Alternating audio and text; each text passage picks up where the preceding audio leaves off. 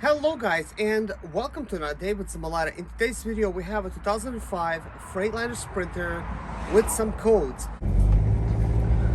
Hey guys, one of my viewers brought me another van. This is a 2004, 2005, it doesn't really matter, it's about the same. It's a T1N Sprinter with 360,000 miles on it. The problem with this one is it pulls pretty bad. This is me flooring it all the way, and normally when it gets to 60, that's about it. But I just let go of the gas pedal. This is actually pulling pretty good. It just will not go above 60. That's all it is.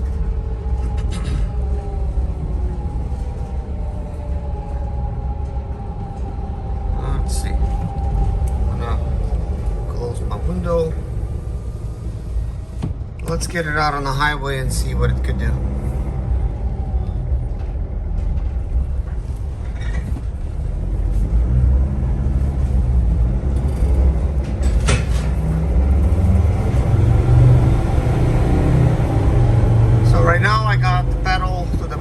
Say, and I want to see what it does. So as you can see, there's no check engine light on right now, so there is no limp mode right now.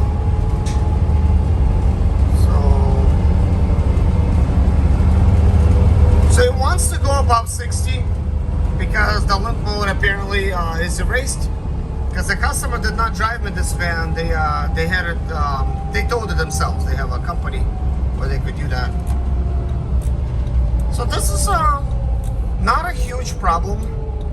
This is some kind of boost leak or something. So I'll have to trigger the limp mode in order to find out more. But at least right now, it's not actually triggering limp mode. And when that happens, the problem is not as big. So it's going to probably show itself more like in the mountains, where it requires a lot of boost, and then it's gonna start leaking a little bit more. So I think this one might be like one of those things. It's either going to be an easy fix, or it's gonna be something that's gonna be hiding in the shadows, and it's gonna be hard to catch. But I do believe this is just a small boost leak somewhere. We'll find it. And there it is. I'm back basically right now flooring it all the way down. And this is just like a few minutes later, and right now it does not want to pull at all. This is all it's doing. So I'm gonna find a spot to pull over. I'm gonna try to rev the RPMs, see where we at. I mean, this literally was driving good, and all of a sudden I parked it, started taking off, and then boom, it does not want to pull anymore. So let's see. So we're gonna put this thing into park. We're gonna rev it. Right away we could see that it does not want to go above 3,000 RPMs. So we are at limp mode, but as you can see, no check engine light. But I'm sure it's already triggered. It's at least in memory.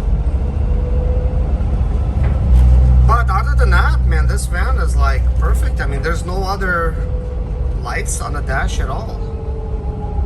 I am really quite surprised.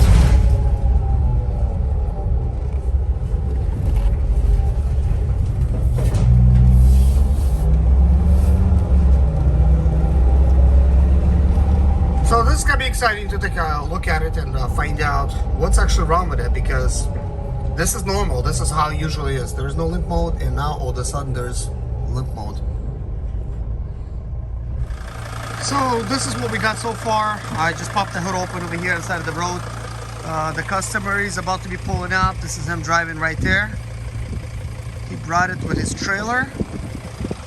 But we want to hear the sound of the engine first. And I could already see this curved rounded pipe. It's a little dirty. There's a good chance there's a leak there. And over here we have a black turbo resonator. So that could be replaced with a metal one. And there's a good chance that's leaking. But I've seen these pipes leak as well. So let's take a look at the codes, and then we're going to see how it's running and try to diagnose this issue. So guys, before I get started, I usually like to diagnose things very quickly by using this iCar soft type of scan reader. Now I'm using the one that's a CR Plus. I recommend that you use like MB2 because this one reads all vehicles, and since I mess with all type of vehicles, I like to be able to just use the same tool for everything. But the reason I don't have an MB2 because I actually do have a star diagnostic system, and that allows me to work on any Sprinter. So let's read these codes and see what they are. So we're gonna put well, first we're gonna turn it off. We're gonna plug this in.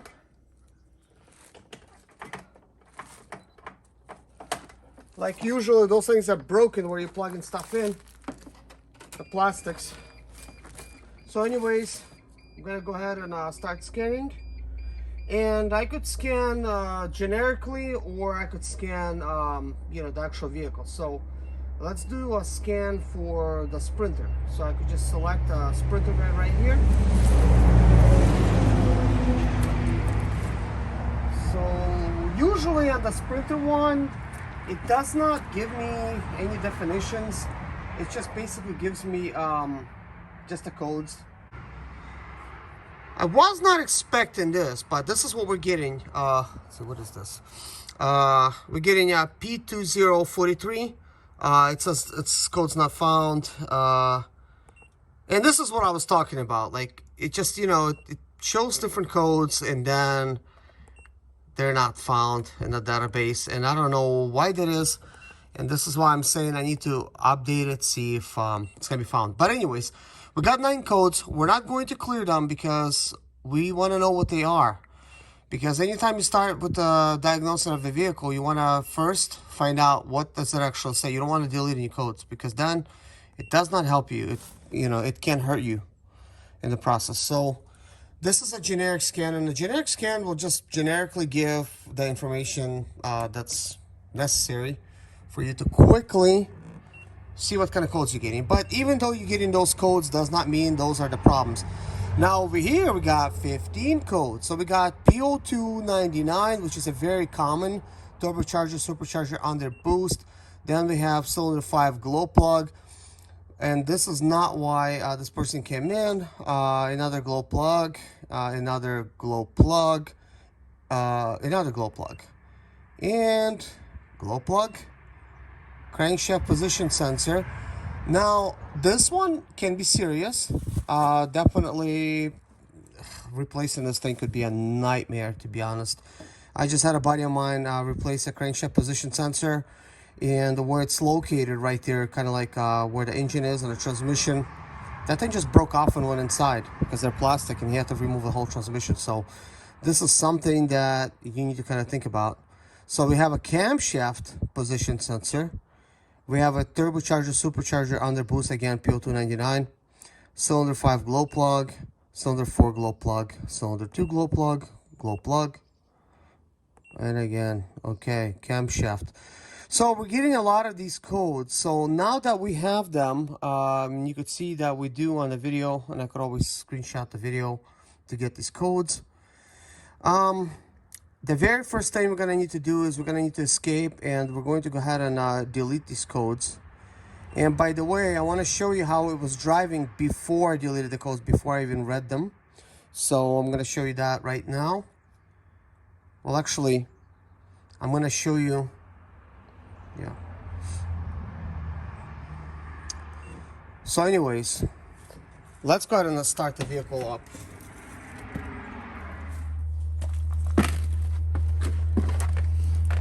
So guys, right now we deleted the codes, but before I, start proceeding and letting you know how to diagnose, or how at least I diagnose things, in the beginning, you're gonna have a bunch of codes. Some of these codes might be relevant, some of them might be irrelevant.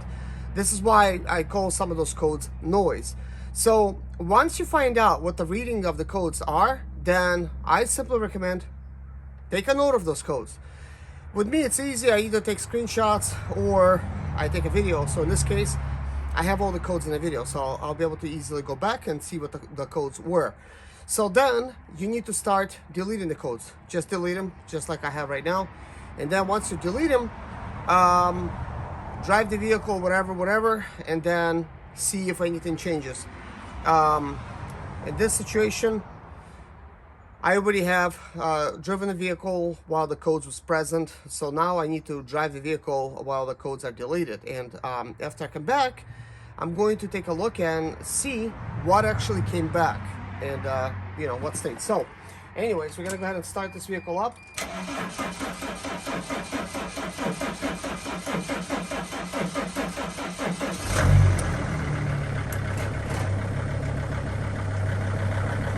Interesting. Okay. It's not even cold out. We do have a lot of glow plug codes, but the interesting thing is there's nothing on the dash. As a matter of fact, if I remember correctly, when I was driving this, with all these codes present, there was nothing on the dash. There was no check engine light. So, but I will show you that video in the very beginning of, well, you guys already seen it. It's in the beginning of the whole start. So this is why I like to record these type of videos before and after. That way it's like there's no confusion, because I do like a lot of different vehicles, and you don't know what was on this one after that one, you know, by the time you service like a bunch of them, and it's kind of easy to forget. But anyways, we're gonna go on like a little test drive, see what's going on, and come back. Before we go on a test drive, I'm just gonna quickly walk around. We're gonna see it, we're gonna look at it, smell it, see if we catch anything.